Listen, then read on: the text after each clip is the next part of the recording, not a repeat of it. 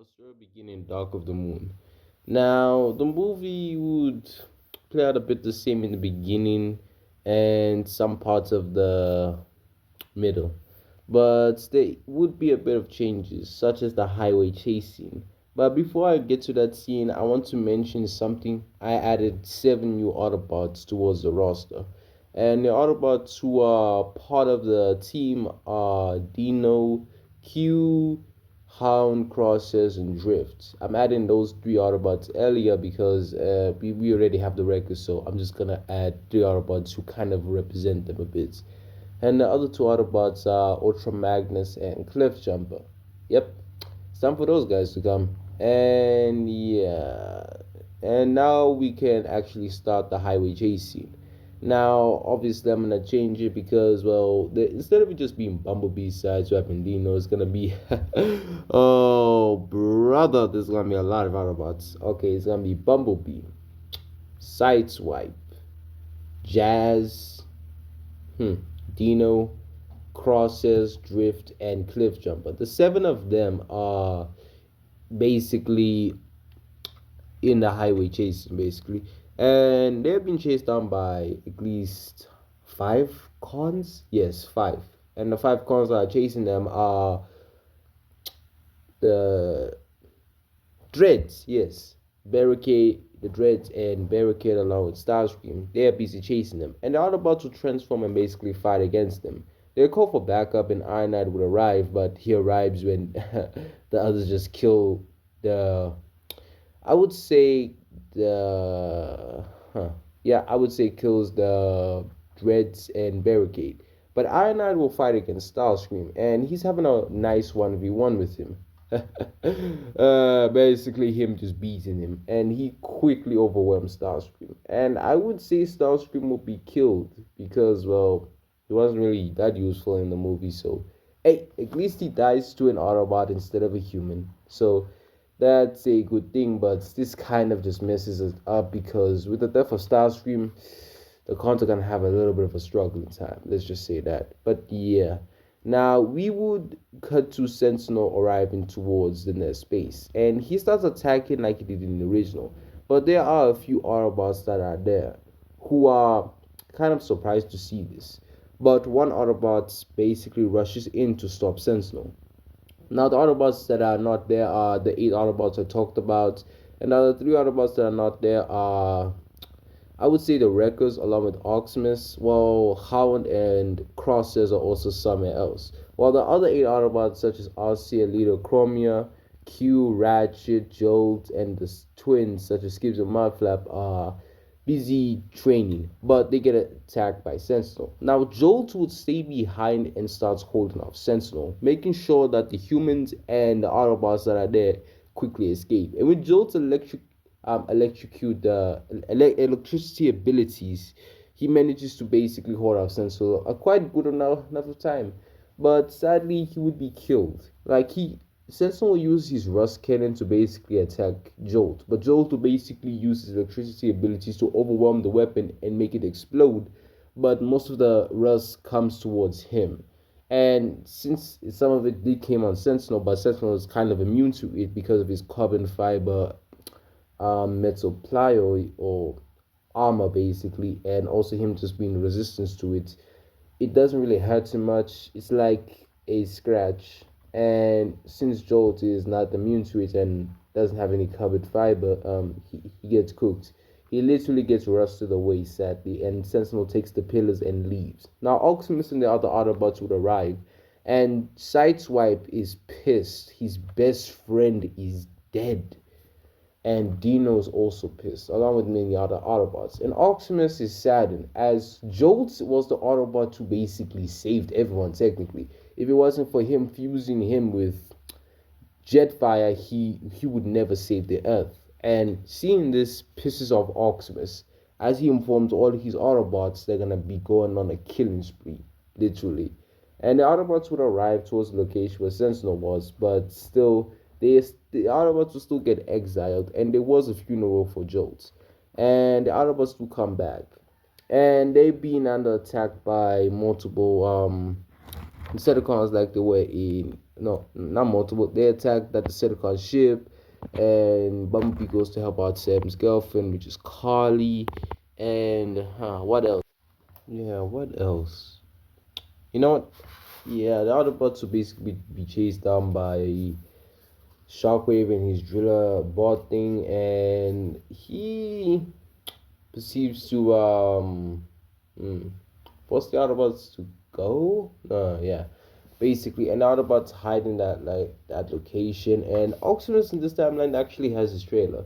And Optimus does inform the Autobots they do have to split up into two separate teams. Jazz is leading one team, and the other team is led by Ironhide. Ironhide's team will consist of him, the Wreckers, along with Hound, Crosses, Mudflap, Q, Ratchet, and Magnus. Yes, yes. Am I right? Yeah, yeah. Ultra Magnus. Yes, yes, yes. Oh, I feel like I'm missing one member, but nah, it's fine. And Jazz's team will consist of him, Bumblebee, Sideswipe, yeah, him, Bumblebee, Sideswipe. Mm. Oh yeah, Bumblebee, Sideswipe, Jazz, Dino, Cliff Jumper, Skibs, um, RC Alita, Chromia, and Drift. Yes. And yeah, the team split up and all are individually fighting on the Decepticons. And Jazz's team is using the stealth and overall speed and agility, while Iron Eye's team is using the strength, firepower, weaponry, and overall durability to basically overwhelm the Decepticons. And neither teams get captured. But when Soundwave does try to capture Jazz's team would easily beat Soundwave's team. Soundwave gets overwhelmed by them and perceives to be killed by Cliffjumper, who kills him the same way Bumblebee did in the original timeline. And all the Autobots meet up together and decide to do a raid, you can say a rampage raid, as they go straight into fighting, and all of them will use their stealth force to basically overwhelm the Decepticons and start attacking them. Remember that scene when Optimus came in and saved the Autobots by going his rage moments? That's basically the Autobots, but imagine each of the Autobots in stealth force, in stealth force, and all the Autobots will use the stealth force to basically overwhelm and kill every single Decepticon in their sights. And Ultra Magnus would attack and kill Shockwave the same way Optimus did in canon, and use his blaster to basically destroy the control pillar. Sentinel calms down but gets attacked by Optimus, who's also fighting a bunch of ships, yeah, Decepticon ships, along with fighting Megatron. Now, Megatron will fight off Optimus with the help of Sentinel and some ships, and the Autobots will quickly help out Optimus, and everyone starts having a huge battle. And since there's multiple Autobots, it's kind of tough for the Decepticons to even attack. And then Optimus will basically use his flying capabilities to overwhelm them. And Prime will shoot multiple missiles towards Megatron, quickly damaging him and breaking down his armor bit by bit. And Ultra Magnus will throw an axe towards Optimus, who quickly grabs it, rushes in, and rips Megatron's head off the same way he did in canon.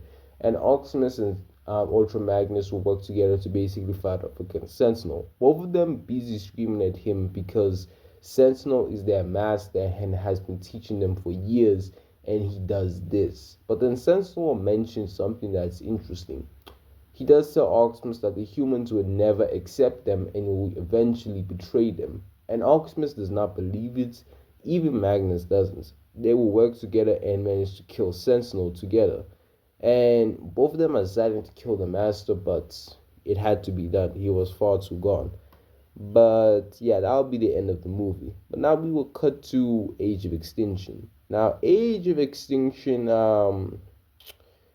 would play very differently. I mean, the Autobots do split up, and there are a few Autobot deaths, sadly. Then the Autobots who do die are quite interesting, actually. But yeah, we would just basically cut to Optimus being awakened by Cade and him going against Lockdown. You know, beginning and middle of the movie plays out the same. And yeah. Now the scene where Ratchet gets killed, it's gonna be changed as there's gonna be one Autobot who takes Ratchet's place. And the perfect one is Q actually. Yeah, I'm killing him off again. Q does get killed in this timeline, and yeah. And there's a few other Autobots who also would sadly perish to the hands of Lockdown. But we'll get to that later. Now, Optimus will regroup with the other Autobots, and he's happy to see them. But he's also a bit shocked to see four new members, which are Sunstreaker, Windblade, um, hmm, I would say Long Arm, and hmm, who else? You know what? I'm just gonna say uh Bulkhead. Yeah. Now, these Autobots came in and joined basically the team. Now, Optimus asked, where are the other Autobots? Where are the Wreckers? And most importantly, where's where's Dino, actually? And the other Autobots would explain that Dino and the Wreckers were killed by Lockdown. And Optimus is saddened by this, and him and his Autobots would do that rampage scene where they storm Joshua's lab and all that, and they attack him. Well, not attack him, they attack his whole facility and everything. And I'm not gonna lie, the movie's gonna play out mostly the same. The Autobots coming in to save the humans last minute from the KSI bots, and them having the Dinobots help. And the Dinobots that are there are Grimlock, Scorn, Slug, Swoop, and Slash and Snarl. And yeah, and mostly the movie kind of plays out like in the original. Optimus does leave to find his creators, and he killed Lockdown with the help of Jazz, Ratchet, Ironhide, and Bumblebee, along with Sideswipe, who all helped him to also get revenge for the Wreckers. For the Wreckers, Dino, and who's this? Q. And yeah, I'm not gonna lie, it kind of plays out a bit the same, but a bit different. The Autobots have an easy time, and yeah.